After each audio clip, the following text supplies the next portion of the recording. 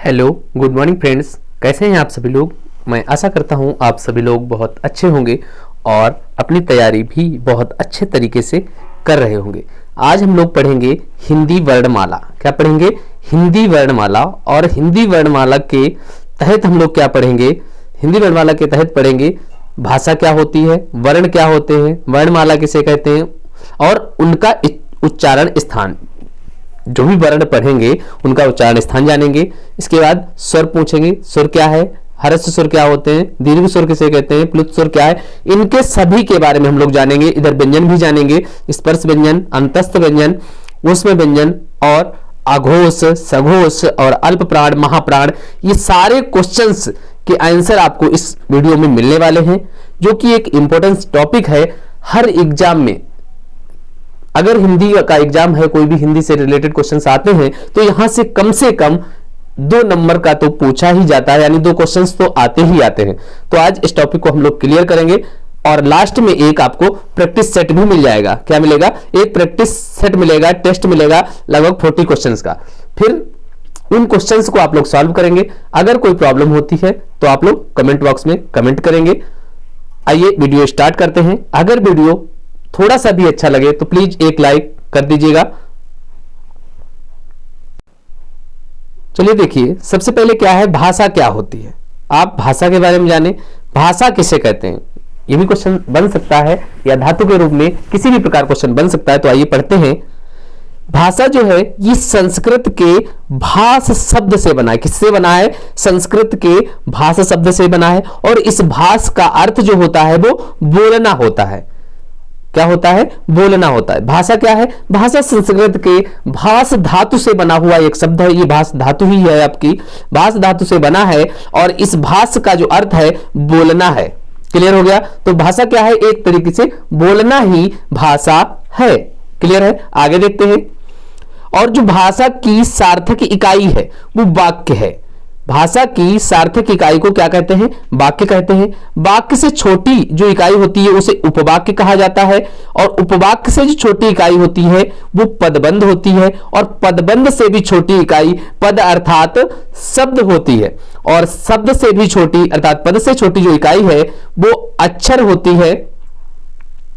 और सबसे छोटी इकाई की बात की जाए, यानी अक्षर से भी छोटी इकाई जो है वो ध्वनि कहलाती है या वर्ण कहलाती है। क्या कहलाएगी? ध्वनि या वर्ण। यह भी क्वेश्चन पूछा जा सकता है कि भाषा की सबसे छोटी इकाई क्या कहलाती है। तो सबसे छोटी जो इकाई है वो वर्ण कहलाती है या ध्वनि। दोनों आपका करेक्ट है। जैसे दिया भी है एग्जाम्पल के लिए, जो राम शब्द दिया गया है इसमें जो वर्ण है वो कौन कौन से हैं? रा होगा, फिर आपका क्या है? आ है, कई बार वर्ण विच्छेद भी आ जाता है, फिर क्या होगा? म और फिर आ। इस प्रकार से वर्ण विच्छेद किया जाता है। तो ये क्या है? वर्ण है हमारे। तो भाषा की सबसे छोटी इकाई ध्वनि या वर्ण कहलाती है। क्लियर हुआ इससे? भाषा क्या है? भाषा जो है वो संस्कृत धातु जो भाष है इससे बना हुआ एक शब्द है। इसका जो अर्थ है वो बोलना होता है। क्लियर? भाषा की सबसे छोटी जो इकाई थी वो बताई हमने ध्वनि या वर्ण। और भाषा का जो सार्थक इकाई है वो क्या कहलाती है? वो वाक्य कहलाती है। वाक्य से छोटी इकाई उपवाक्य कहलाती है और इस उपवाक्य से भी छोटी जो इकाई होती है वो पदबंध होती है, यानी जो शब्दों को जोड़कर लिखा जाए वो पदबंध हो गया। और उससे भी छोटी जो इकाई है वो पद यानी शब्द है। याद रखेंगे इतना। आगे देखते हैं। आगे है आपका वर्णमाला। वर्ण किसे कहते हैं? आपसे पूछ ले वर्ण किसे कहते हैं। अभी हम लोगों ने ऊपर पढ़ा था। तो भाषा की सबसे छोटी इकाई ध्वनि या वर्ण कहलाती है। इसी के बारे में अभी ऊपर बात की थी हम लोगों ने। भाषा की सबसे छोटी इकाई क्या कहलाती है? वर्ण कहलाती है। याद रखेंगे। वर्णमाला किसे कहते हैं? अगर आपसे पूछे कि वर्णमाला किसे कहते हैं तो वर्णों का जो व्यवस्थित समूह है वो वर्णमाला कहलाता है। वर्णों का व्यवस्थित समूह, जैसे आपका आ, का, खा, गा, घा, ये सब चीजें क्या है? एक व्यवस्थित रूप से जहां पर स्थित है वो चीज पूरी वर्णमाला कहलाएगी। नेक्स्ट देखते हैं। स्वर किसे कहते हैं? आपसे क्वेश्चन हो सकता है स्वर किसे कहते हैं। तो स्वतंत्र रूप से बोले जाने वाले जो वर्ण हैं वो स्वर कहलाते हैं। जो स्वतंत्र रूप से किसी की सहायता नहीं लेनी पड़ती है वे वर्ण स्वर कहलाते हैं। स्वतंत्र रूप से बोले जाने वाले वर्ण स्वर कहलाते हैं। परंपरागत रूप से आपसे पूछे तो इनकी संख्या 13 है, यानी इसमें भी अयोग वहां ऐड कर देंगे तो इनकी संख्या जो है वो 13 हो जाएगी। बस उच्चारण की दृष्टि से इनमें केवल 10 ही स्वर मान्य है। आपका ऋण भी इसी में आता है। टोटल जो संख्या स्वरों की मानी जाती है वो 11 मानी जाती है। अयोग वहां अगर ऐड कर दिया जाएगा तो इनकी संख्या जो है वो 13 मानी जाएगी। उच्चारण की दृष्टि से आपके केवल 10 स्वर माने जाते हैं। ये चीज आप लोग यहां पर ध्यान देंगे, कंफ्यूज नहीं होंगे कि अगर परंपरागत रूप से पूछा जाए जिसमें आपके अयोग वहां ऐड होते हैं कुल, तब आपके स्वरों की संख्या लिखी जाएगी 13 यानी 13, और उच्चारण की दृष्टि से बात की जाएगी तो इसमें ऋण ऐड नहीं होता है तब आपका 10, और जब ऋण ऐड होता है डायरेक्ट ऐसे पूछे कि स्वरों की संख्या कितनी है तब आप लोग 11 लिखेंगे। नेक्स्ट क्वेश्चन, अगला क्वेश्चन समझते हैं। अब स्वरों के भेद हैं। हरस्व स्वर किसे कहते हैं? हरस्व स्वर जिनके उच्चारण में कम समय लगता है, जिनके उच्चारण अर्थात बोलने में जिनमें कम समय लगता है उन्हें हम क्या कहते हैं? हरस्व स्वर कहते हैं। या इस तरीके से समझ लीजिए जिसमें एक मात्रा का समय है वो आपका हरस्व स्वर कहलाता है। जैसे अ, ई, उ, कम समय में बोल ले रहे हैं, ये हो गया आपका हरस्व स्वर।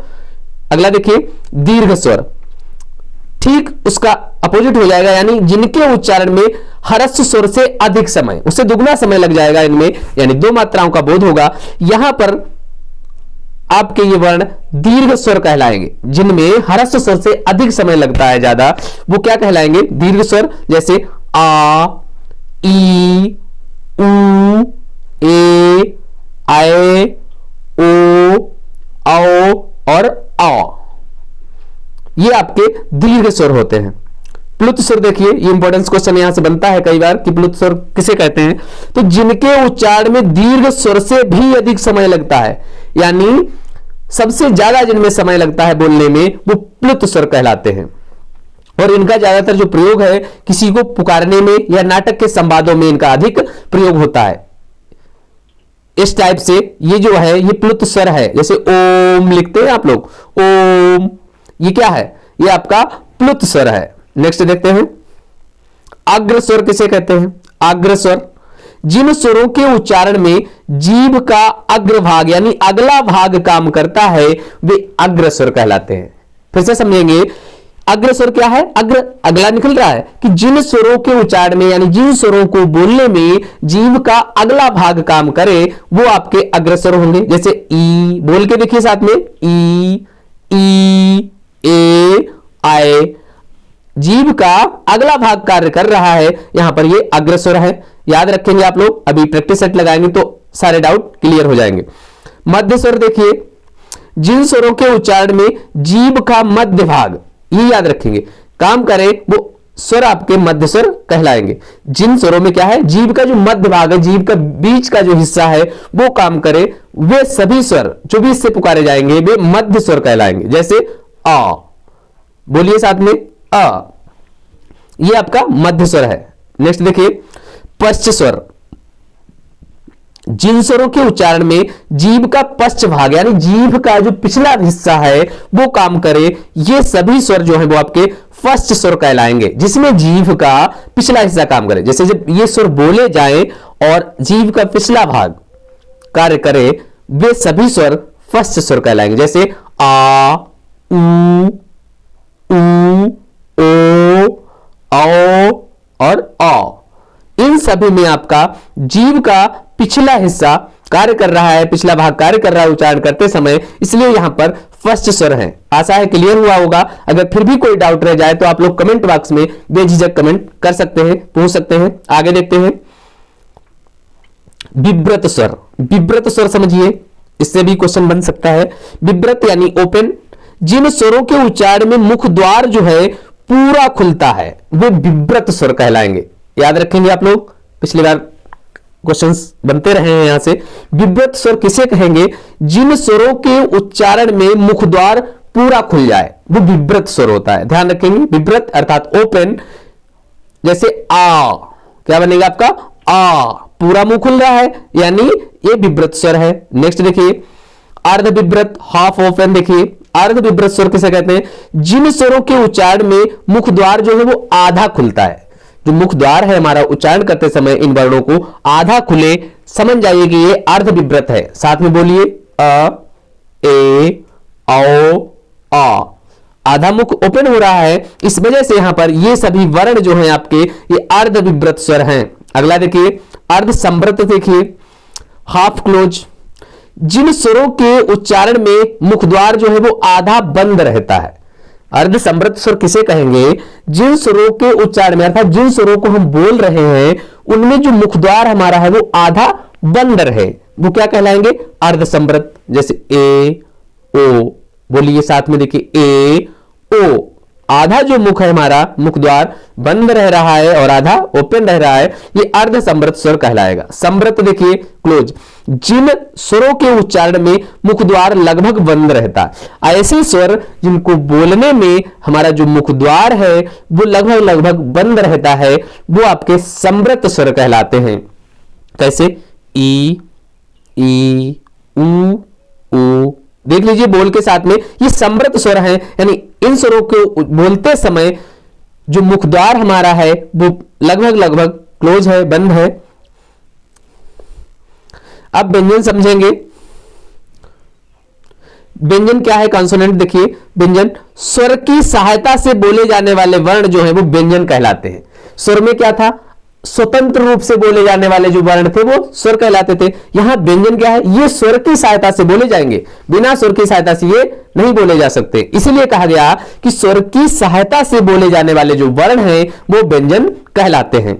और प्रत्येक जो व्यंजन है उसमें जो उसका उच्चारण होता है उसमें आ जो स्वर है वो मिला हुआ होता है, और आ के बिना व्यंजन का उच्चारण संभव नहीं है। क्लियर हुआ? परंपरागत रूप से जो व्यंजनों की संख्या मानी गई है वो 33 मानी गई है, और द्विगुण व्यंजन को अगर ऐड कर लिया जाए, यानी ड और ढ को ऐड कर दिया जाए, तो इनकी संख्या जो है वो 35 हो जाती है।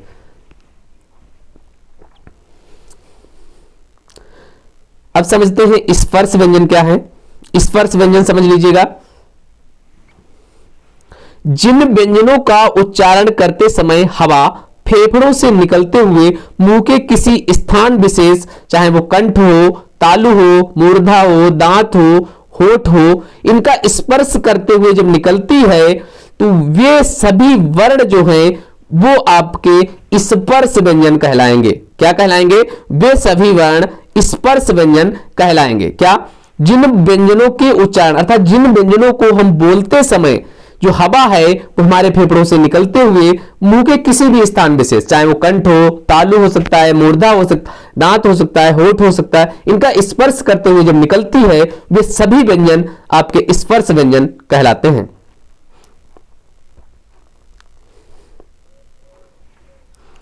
आगे और बताया गया है उच्चारण स्थान के आधार पर स्पर्श व्यंजन के वर्ग बताए गए हैं। देख लीजिए, क वर्ग जो है वो कंठ से है, इसमें आपको क, ख, ग और घ ये वर्ण जो है आपके कंठ से बोले जाते हैं, लेकिन जो यहां बचेगा वो आपका नासिक व्यंजन है, याद रखेंगे। अगला देखिए दिया है च वर्ग।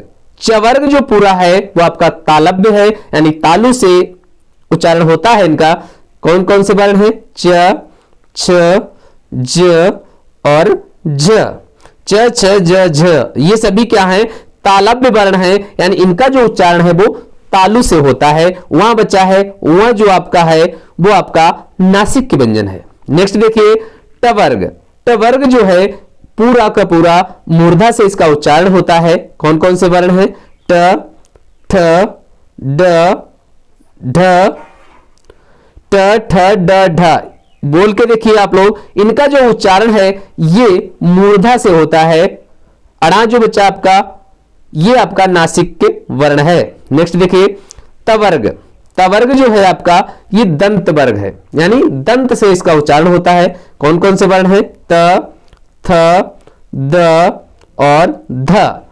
ये क्या है आपके? ये सभी वर्ण जो है वो दंत वर्ण है, यानी दांत से इनका उच्चारण होता है। अगला देखिए पवर्ग।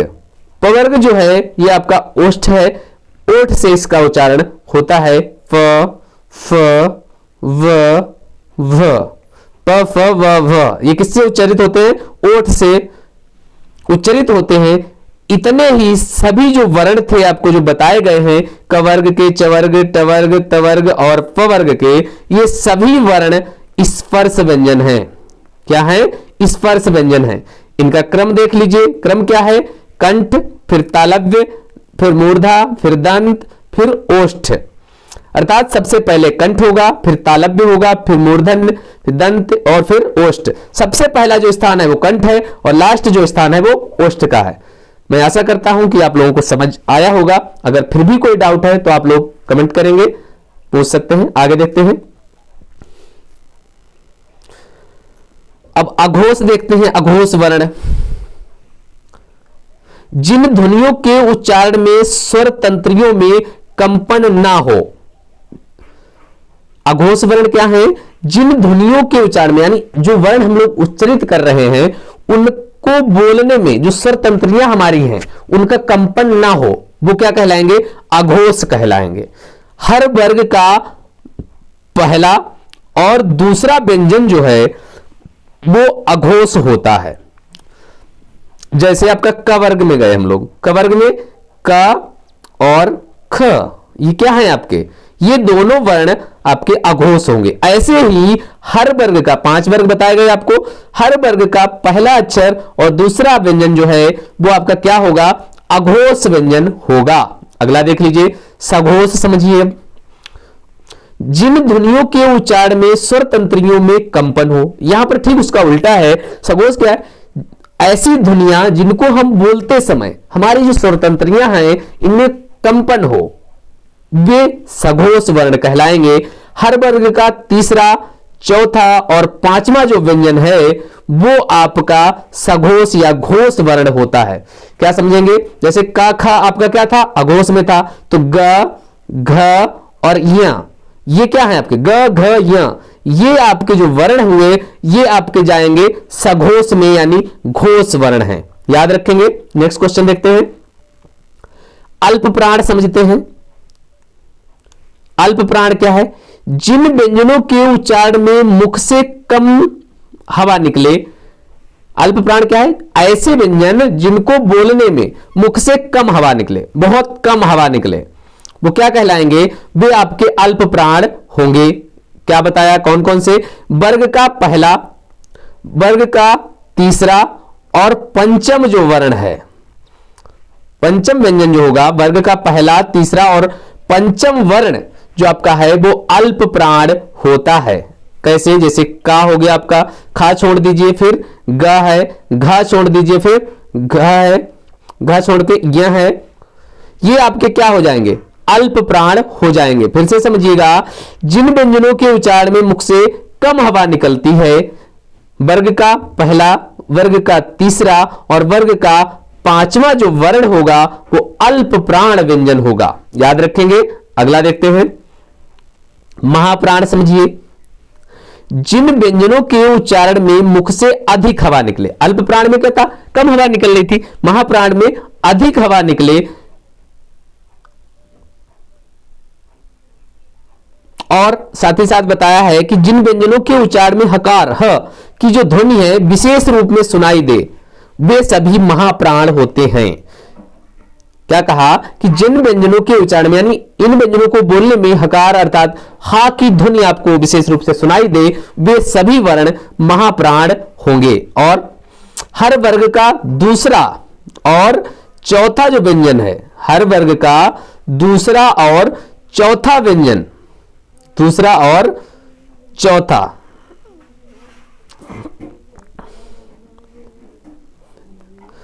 दूसरा और चौथा जो व्यंजन है वो महाप्राण है। जैसे क था आपका, उसके बाद क्या है? ख, ख बोलेंगे, ख, गा छोड़ दीजिए, इसके बाद घ। वैसा आ रही है कि, और ये जो वर्ण है आपके दूसरा और चौथा जो वर्ण होगा वो महाप्राण कहलाएगा। हर वर्ग का दूसरा और चौथा व्यंजन महाप्राण होता है। अंतस्थ व्यंजन देख लीजिए। अंतस्थ व्यंजन किसे कहते हैं? ये भी क्वेश्चन में बनता है आपका। तो अंतस्थ व्यंजन जिन वर्णों का उच्चारण पारंपरिक वर्णमाला के बीच अर्थात स्वर और व्यंजनों के बीच स्थित होता है। ना तो ये पूरे तरीके से उच्चारण में स्वर लगते हैं और ना ही उच्चारण में ये व्यंजन के बीच आते हैं, इसीलिए इन्हें अंतस्थ व्यंजन कहा जाता है। कौन कौन से वर्ण हैं ये देख लीजिएगा, य, र, ल और व, ये आपके क्या हैं, ये वर्ण जो हैं ये आपके अंतस्थ व्यंजन है। य का उच्चारण स्थान जो है आपका तालव्य होता है, यानी तालु से इसका उच्चारण स्थान होता है। जो रा है इसका दंत मूल और मसूड़ा से इसका उच्चारण होता है। ला जो है ये भी दंत मूल से है और व जो है वो दांत और ओष्ठ से है, इसका उच्चारण होता है। और ये सभी वर्ण यानी चारों वर्ण य, र, ल, व सघोष हैं और अल्प प्राण हैं, इतना याद रखेंगे। आगे देखते हैं ऊष्म या संघर्षी व्यंजन। ऊष्म या संघर्षी व्यंजन जिन व्यंजनों का उच्चारण करते समय वायु मुख में किसी स्थान विशेष पर घर्षण यानी रगड़ खाकर के जब निकलती है और जिससे ऊष्मा पैदा हो, वे ऊष्म व्यंजन कहलाते हैं, इसीलिए इन्हें ऊष्म व्यंजन कहा गया। ऐसे व्यंजन जिनको बोलते समय जो वायु है मुख में किसी भी विशेष स्थान पर ये रगड़ खाकर के निकले और उससे ऊष्मा गर्मी पैदा हो, वे वर्ण आपके ऊष्म या संघर्षी कहलाते हैं। कौन कौन से, स, और स और हा, यानी तीनों आपके स और हा ये आपके ऊष्म व्यंजन है। स का उच्चारण स्थान तालु है और इस स का स्थान मूर्धा है और इस सा आपका दंत मूल मसूड़ा से है। हा जो है ये कंठ के भीतर स्थित स्वतंत्री है, उससे वॉइस आती है। और ये सभी जो वर्ण हैं वो अघोष और महाप्राण है। कैसे हैं, अघोष और महाप्राण है। अब इस पर आधारित ही छोटा सा टेस्ट है, आप लोग लगा लें, सारे डाउट जो हैं आपके क्लियर हो जाएंगे। देख लें किस प्रकार से क्वेश्चंस पूछे जाते हैं। पहला क्वेश्चन आपके सामने है कि भाषा की सबसे छोटी इकाई क्या है। अभी हम लोगों ने पढ़ा था शब्द, व्यंजन, स्वर या वर्ण। तो भाषा की जो सबसे छोटी इकाई हम लोगों ने पढ़ी थी वो पढ़ी थी वर्ण। क्या पढ़ी थी, वर्ण पढ़ी थी। राइट आंसर होगा आपका ऑप्शन डी, भाषा की सबसे छोटी इकाई वर्ण है। नेक्स्ट क्वेश्चन, वर्णमाला किसे कहते हैं। सीरियल से ही क्वेश्चन लगे हैं। वर्णमाला किसे कहते हैं, शब्द समूह को, वर्णों के संकलन को और शब्द गणना को या वर्णों के व्यवस्थित समूह को। राइट आंसर होगा ऑप्शन डी, जो वर्णों का व्यवस्थित समूह है वो आपका वर्णमाला कहलाएगा। अगला क्वेश्चन देखिए, निम्न में से कंठ ध्वनियां कौन सी हैं। कंठ ध्वनियां आपको बतानी है, यानी जिनका उच्चारण कंठ से हो रहा है। क, ख, य, र, च, ज, ट, ण। तो राइट आंसर होगा आपका ऑप्शन ए, क और ख, यानी कवर्ग जो था आपको बताया था हमने कि कवर्ग जो है वो उनका उच्चारण स्थान कंठ होता है, यानी कंठ से उनका उच्चारण होता है, कंठ से बोले जाते हैं। राइट आंसर होगा आपका ऑप्शन ए। नेक्स्ट क्वेश्चन देखिए, स्थान के आधार पर बताइए कि मूर्धन्य व्यंजन कौन से। अब आपको मूर्धा से बताना है कौन से मूर्धन्य व्यंजन है। ग, घ, ज, झ, ड, ढ, प, फ। राइट आंसर क्या होगा दोस्तों, राइट आंसर जो होगा आपका वो सी ऑप्शन है, ड और ढ। यानी हमने बताया था आपको कि जो ट वर्ग है वो क्या है, उनका जो उच्चारण है वो आपका मूर्धा से होता है। कहां से होता है, मूर्धा से। तो राइट आंसर होगा आपका ऑप्शन सी, ड और ढ। निम्न में से अल्प प्राण बताना है आपको। निम्न में से अल्प प्राण वर्ण कौन से हैं। छ, झ, क और ग, थ और ध, भ, फ और भ। राइट आंसर होगा आपका ऑप्शन बी, क और ग, ये आपके अल्प प्राण हैं। नेक्स्ट देखिए, निम्न में से नासिक के व्यंजन कौन सा है, यानी जिसका उच्चारण जो है नासिका से होता है। स, व, ग, ज। राइट आंसर होगा आपका ऑप्शन बी, वहां जो है इसका उच्चारण है नासिका से होता है। Right answer is option B. Next question देखिए, ए, आय, ये जो वर्ण है क्या कहलाते हैं। नासिक के, मूर्धन्य, ओष्ठ या कंठ तालव्य। राइट आंसर होगा आपका ऑप्शन डी, कंठ तालव्य वर्ण बोले जाते हैं। ए और आय कंठ तालव्य वर्ण है। नेक्स्ट क्वेश्चन, हिंदी वर्णमाला में अयोगवाह वर्ण कौन से हैं? अ, आ, ई, उ, अंग, आहा। राइट आंसर होगा आपका ऑप्शन डी, अंग और आहा जो है ये आपके अयोगवाह वर्ण हैं। नेक्स्ट क्वेश्चन, निम्न में बताइए कि किस शब्द में द्वित्व व्यंजन है? द्वित्व व्यंजन पूछ रहा है। पुनः, इलाहाबाद, दिल्ली या उत्साह। Right answer is option C, Delhi. Right answer क्या होगा? दिल्ली। द्वित्व व्यंजन है दिल्ली में। नेक्स्ट क्वेश्चन, स, ह कौन से व्यंजन कहलाते हैं? प्रकंपी, स्पर्शी, संघर्षी, स्पर्श संघर्षी। राइट आंसर होगा ऑप्शन सी, संघर्षी व्यंजन कहलाते हैं। स, ह ये आपके संघर्षी व्यंजन हैं। नेक्स्ट क्वेश्चन, निम्नांकित में बताइए कि नवीन विकसित ध्वनियां कौन सी है? जो नई ध्वनि विकसित हुई है वो कौन सी है? ख, ग, उ, ए, औ, स। राइट आंसर होगा आपका ऑप्शन ए, जो ख और ग है ये आपकी विकसित नवीन ध्वनियां हैं। नेक्स्ट क्वेश्चन, निम्न में से कौन सा घोष वर्ण है? घोष वर्ण आपसे पूछ रहा है। घ, ख, च, म और थ। Right answer is option C, जो मां है आपका ये आपका घोष वर्ण है। नेक्स्ट क्वेश्चन, कौन सा अमानक वर्ण है? अमानक वर्ण ख, ध, ज, भ। तो देख लीजिए आप लोग समझेंगे, ख जो है इसका भी प्रयोग हो रहा है, धा का भी प्रयोग हो रहा है, भा का भी प्रयोग हो रहा है। अब ये लेटर जो है अब इसका प्रयोग नहीं किया जाता है, तो ये आपका अमानक वर्ण है। Right answer is option C. Next question, क, ग, ज, फ ध्वनियां किसकी हैं? संस्कृत की, अरबी फारसी की, अंग्रेजी की या दक्षिणी भाषाओं की? Right answer is option B, Arabi Farsi की ये ध्वनियां हैं, क, ज, ग, फ। नेक्स्ट, हिंदी में मूलतः वर्णों की संख्या कितनी है? 50 यानी 50 है, या 51 है, या 52 है, या 53 है, यानी 50 या 51, 52 और 53। राइट आंसर होगा आपका ऑप्शन सी, 52। नेक्स्ट क्वेश्चन देखिएगा, छ ध्वनि किसके अंतर्गत आती? जो छ ध्वनि है किसके अंतर्गत आती है? मूल स्वर, घोष वर्ण, संयुक्त वर्ण या तालव्य वर्ण? Right answer is option C, ये संयुक्त वर्ण है, क्योंकि क और सा के योग से बनता है। किसके? क और सा के योग से बनता है ये आपका छ। नेक्स्ट क्वेश्चन, हिंदी शब्दकोश में छ का क्रम किस वर्ण के बाद आता है? क के बाद, छ के बाद, त्र के बाद या ज्ञ के बाद? राइट आंसर इज ऑप्शन ए, छ वर्ण का जो उच्चारण स्थान है शब्दकोश में जो स्थान आता है वो आपका क के बाद आता है। नेक्स्ट क्वेश्चन, ज्ञ वर्ण किन वर्णों के संयोग से बनता है वो आपको बताना है।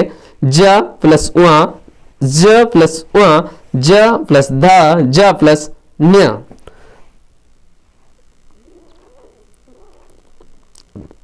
राइट आंसर होगा आपका ऑप्शन बी, ज प्लस उ।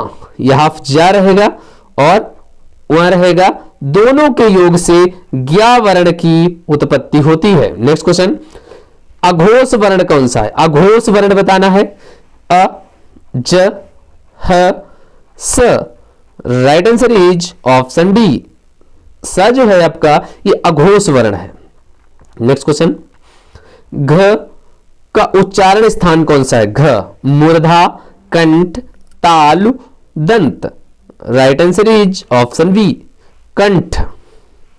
इनमें संयुक्त व्यंजन कौन सा है? संयुक्त व्यंजन बताना है। ढ, ज्ञ, य, ड। Right answer is option B, जो ज्ञ है अभी हम लोगों ने पढ़ा था, ज प्लस व के योग से यह वर्ण बनता है ज्ञ।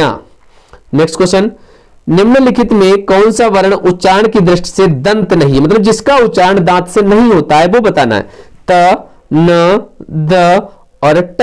राइट आंसर होगा आपका ऑप्शन डी, जो ट वर्ण है ये आपका इसका उच्चारण स्थान जो है वो दंत से नहीं होता है बल्कि मूर्धा से होता है। इसका उच्चारण स्थान जो है वो मूर्धा से होता है, इसलिए ये आपका राइट आंसर होगा ऑप्शन डी। नेक्स्ट क्वेश्चन, जिन शब्दों के अंत में अ आता है उन्हें क्या कहते हैं? अनुस्वार, अयोगवाह, अंतस्थ या अकारांत। राइट आंसर होगा आपका ऑप्शन डी, इन्हें अकारांत कहते हैं। जिन शब्दों के अंत में आपका ये आ आता है, छोटा आ, ये अकारांत कहलाते हैं। नेक्स्ट क्वेश्चन देखिएगा, जो छ वर्ण है किसके योग से बना है?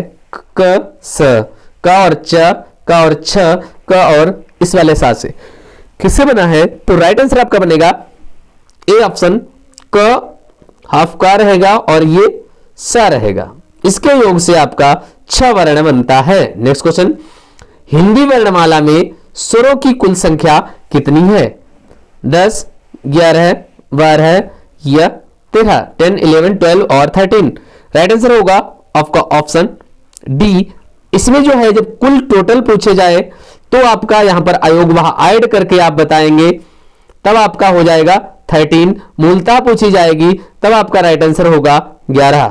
नेक्स्ट क्वेश्चन देखते हैं, निम्नलिखित में कौन स्वर नहीं है? अ, उ, ए, व। राइट आंसर होगा आपका ऑप्शन डी, वहां जो है ये मूल स्वर नहीं है। निम्नलिखित में ट वर्ग नहीं है? ठ, ढ, अड़ा और घ। राइट आंसर होगा आपका ऑप्शन डी, जो घ है ये कवर्ग का वर्ण है, जबकि ठ, अड़ा, ढ और अड़ा ये ट वर्ग के हैं। नेक्स्ट क्वेश्चन, हिंदी वर्णमाला में व्यंजनों की संख्या कितनी है? 32, 34, 33 और 36। 32 यानी 32, 34, 33 और 36। राइट आंसर होगा आपका ऑप्शन सी, 33। नेक्स्ट क्वेश्चन, निम्नलिखित में कौन सा फर्स्ट स्वर है? फर्स्ट स्वर बताया था, कौन सा होगा बताएं आप? आ, ई, ज और ढ। राइट आंसर होगा आपका ऑप्शन ए, आ जो है आपका ये फर्स्ट स्वर है। निम्नलिखित में से कौन अयोगवाह है? विसर्ग, महाप्राण, संयुक्त व्यंजन या अल्प प्राण? राइट आंसर इज ऑप्शन ए, जो विसर्ग हैं आपके अंग और आह, ये दोनों वर्ण अयोगवाह हैं। नेक्स्ट क्वेश्चन, छ ध्वनि का उच्चारण स्थान बताएं? दंत, ओष्ठ, तालव्य या वत्सर? राइट आंसर होगा आपका ऑप्शन सी, तालव्य। जो पूरा च वर्ग है ये तालु से इसका उच्चारण स्थान होता है, तो राइट आंसर होगा आपका 31 का सी ऑप्शन, तालव्य। नेक्स्ट क्वेश्चन, निम्नलिखित में से कौन एक संयुक्त व्यंजन नहीं है? छ, स, त्र और ज्ञ। राइट आंसर होगा आपका ऑप्शन बी, ये आपका संयुक्त व्यंजन नहीं है। छ आपका संयुक्त व्यंजन है, त्र आपका संयुक्त व्यंजन है, ज्ञ आपका संयुक्त व्यंजन है। नेक्स्ट क्वेश्चन, तालव्य व्यंजन बताने हैं आपको कौन से हैं? च, छ, ज, झ, ट, ठ, ड, ढ और त, थ, द, ध, प, फ, व, भ। राइट आंसर होगा आपका ऑप्शन ए, जो च वर्ग है आपका च, छ, ज, झ, ये आपके तालव्य व्यंजन हैं। याद रखेंगे ये आपके तालव्य व्यंजन हैं। और ट, ठ, ड, ढ दिया है, ये आपके जो व्यंजन है मूर्धन्य है, यानी इनका मूर्धा से उच्चारण होता है। त वर्ग जो है आपका त, थ, द, ध, ये आपका दांत से इनका उच्चारण होता है और ये ओष्ठ से होता है, प, फ, व, भ। यहां पर आपका राइट आंसर था ऑप्शन ए। नेक्स्ट क्वेश्चन, य, र, ल, व किस वर्ग के व्यंजन है? तालव्य, ऊष्म, अंतस्थ या ओष्ठ? या, र, ल, व है ये आपके किस वर्ग के व्यंजन है? आप लोग बताएं। राइट आंसर होगा आपका ऑप्शन सी, जो या, र, ल, व है ये अंतस्थ व्यंजन है। नेक्स्ट क्वेश्चन, अनुनासिक का संबंध होता है, अनुनासिक का संबंध होता है केवल नाक से, केवल मुंह से, नाक और मुंह दोनों से, इनमें से कोई नहीं? राइट आंसर बनेगा आपका ऑप्शन सी, नाक और मुंह दोनों से। अनुनासिक का जो संबंध है नाक और मुंह दोनों से होता है। अनुनासिक व्यंजन कौन से होते हैं? वर्ग के प्रथमाक्षर, वर्ग के तृतीयाक्षर, वर्ग के चतुर्थाक्षर और वर्ग के पंचमाक्षर? राइट आंसर होगा आपका ऑप्शन डी, वर्ग के जो पंचम वर्ण होते हैं आपके, जैसे का हो गया, खा है, ग, घ, या जो पंचम वर्ण मिला, या, वा, अड़ा, ना, मा, ये सभी आपके वर्ण जो हैं वो अनुनासिक हैं। कौन कौन सा? या, वा, अड़ा, ना, मा, या वा रा ना मा, ये सभी आपके अनुनासिक व्यंजन हैं। नेक्स्ट क्वेश्चन, हिंदी वर्णमाला में स्वरों की संख्या है 8, 9, 11, 14। राइट आंसर होगा आपका ऑप्शन सी 11। हिंदी वर्णमाला में जो स्वरों की संख्या है वो 11 है। कुल टोटल ऐड करके पूछे तब आप 13 करेंगे। नेक्स्ट क्वेश्चन, कंठोष्ठ ध्वनि का उदाहरण बताइए, यानी जिसका उच्चारण कंठ और ओष्ठ दोनों से मिलकर हो रहा हो। और ए, क और त। राइट आंसर इज ऑप्शन ए, जो अ है आपका, अ होना चाहिए और नहीं अ, ये कंठोष्ठ ध्वनि है। नेक्स्ट क्वेश्चन, भाषा निर्माण की इकाइयों का सही अनुक्रम क्या होगा? शब्द, ध्वनि, वाक्य, पद, या शब्द, वाक्य, ध्वनि, पद, पद, वाक्य, ध्वनि, शब्द, या ध्वनि, शब्द, पद और फिर वाक्य। राइट आंसर होगा आपका ऑप्शन डी, सबसे पहले ध्वनि होगी। सबसे पहले क्या होगा?